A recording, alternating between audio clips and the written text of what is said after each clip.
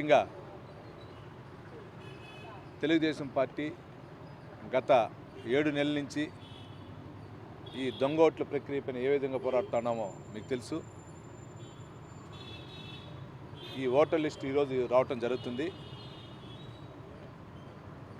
ఈ దొంగ ఓటర్లకి ఏఈఆర్ఓలు, బిఎల్ఓలు, ERO login నుంచి కూడా ప్రైవేటు వ్యక్తుల చేత దొంగ ఓట్ల నమోదు ప్రక్రియ చేయడం జరిగింది. చెవిరెడ్డి భాస్కర్ రెడ్డి దానికి సంబంధించింది కూడా కొన్ని సాక్ష్యాలు మా దగ్గర ఉన్నాయి.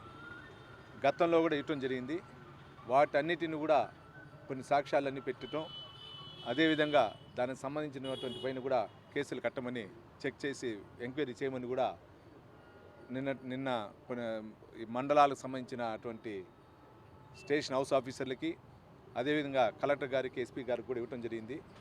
మీడియా ద్వారా ఒకటే కోరుకుంటున్నా, గతంలో 2019 ఎలక్షన్లో కూడా చెవిరెడ్డి భాస్కర్ రెడ్డి ఇదే విధంగా దొంగ ఓట్ల ద్వారా ఎన్నుకోవడం జరిగింది.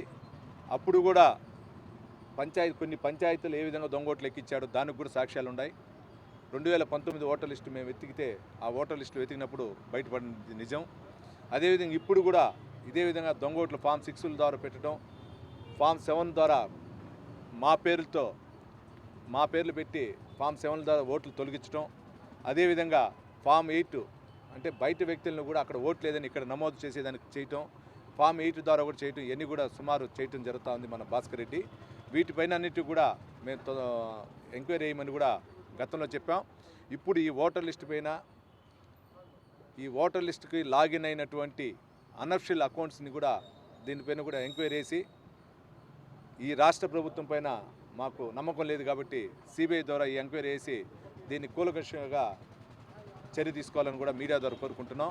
ఎందుకంటే ఒక బాధ్యత అయినటువంటి ఎలక్షన్ కమిషన్ అనేది దేశంలో అత్యున్నత స్థాయి ఉన్న ఒక దాంట్లో ఈ విధంగా మాఫియా లాగా ఎంటర్ అవుతే రేపు ప్రజాస్వామ్య వ్యవస్థకి ఎక్కడ కానీ మనుగడ ఉండదు.